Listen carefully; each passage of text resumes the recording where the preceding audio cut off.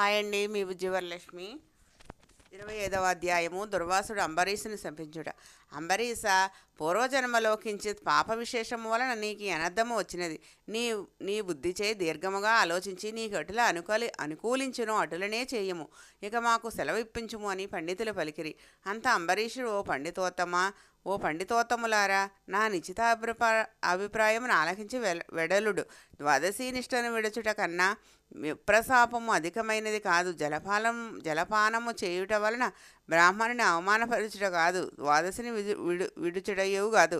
అప్పుడు దుర్వాసుడు నన్నేల నిందింపడు. నా తల్లి పుణ్యఫలము నశింపదు కాన జలపానం వనరించి ఊరుకుందును అని వారి ఎదుటనే జలపానం వనరించెను. అంబరీషుడు జలపానం వనరించిన మరుక్షణమునే దుర్వాసుడు స్నానజపాదులు పూర్తి చేసుకుని అక్కడికి వచ్చిన వెంటనే ఆ ముని మహారౌద్రాకారుడై కండ్ల వెంట నిప్పులు గ్రక్కుచూ, ఓరి మదాందా, నన్ను భోజనానికి రమ్మని నిన్ను రాకనే నీవే పూజించితివి. ఎంత దుర్మార్గము, ఎంత నిర్లక్ష్యము, ఎంతటి ధర్మ పరిత్యాగివి. అతిథికి అన్నము పెట్టేదనని ఆశ చూపి పెట్టకుండా తాను తిన్నవాడు మలభక్షకుడగును. అట్టి అదముడు మరుజన్మలో పురుగై పుట్టును. నీవు భోజనముకు బదులు జలపానము చేసితివి, అది భోజనముతో సమానమైనది. నీవు అతిథిని విడిచి భుజించినావు కాన నీవు నమ్మకద్రోహి వగుదువే గాని హరిభక్తుడు ఎట్లు కాగలవు? శ్రీహరి బ్రాహ్మణావమానమును సహింపడు. మమ్ము అవమానించుటయనినా శ్రీహరిని అవమానించుటయే. నీ వంటి హరినిందాపరుడు మరి ఒకడు లేడు. నీవు మహాభక్తుడనని అతి గర్వము కలవాడవై ఉన్నావు. ఆ గర్వముతోనే నీవు నన్ను భోజనమునకు ఆహ్వానించి అవమానపరిచి నిర్లక్ష్యముగా జలపానం అనరించితివి.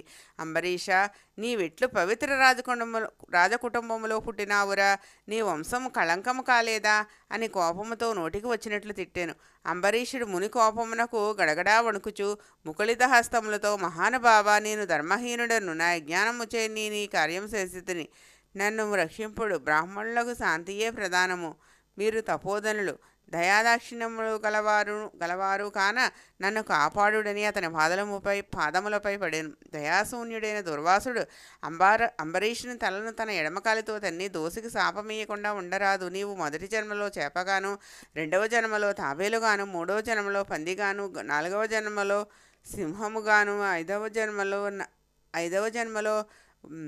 వామనుడుగాను, ఆరవ జన్మలో క్రూరుడుగాను, బ్రాహ్మణుడుగాను, 7వ జన్మలో మూఢుడైన రాజుగాను, 8వ జన్మలో రాజ్యము కానీ సింహాసనము కానీ లేనట్టి రాజుగాను, 9వ జన్మలో పాషండం మతస్థునిగాను, 10వ జన్మలో పాపబుద్ధి గల దయలేని బ్రాహ్మణుడుగాను పుట్టెదవుగా కానీ వెనుక ముందులు ఆలోచించక శపించెను. ఇంకనూ కోపము తగ్గనందున మరలా శపించుటకు ఉద్యుక్తుడవుచుండగా శ్రీ మహావిష్ణువు బ్రాహ్మణ శాపం వృధా కాకూడదని తన భక్తునికి ఏ అపాయము కలుగకుండుటకు అంబరీషుని హృదయంలో ప్రవేశించి, మునివర్య, అటులనేమి శాపం అనుభవింతునని ప్రాధేయపడాను.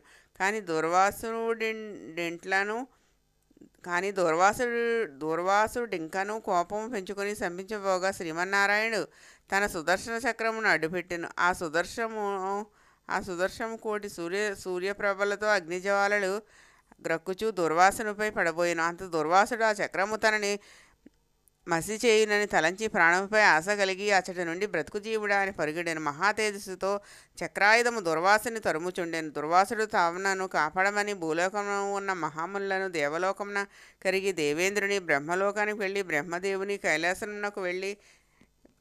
కైలాసమునకు వెళ్ళి పరమేశ్వరుని ఎంత ప్రార్థించినను వారు సైతము చక్రాయుధము బారి నుండి దుర్వాసుని కాపాడలేకపోయిరి. పంచవింశాధ్యాయము 25వ రోజు పారాయణము సమాప్తము.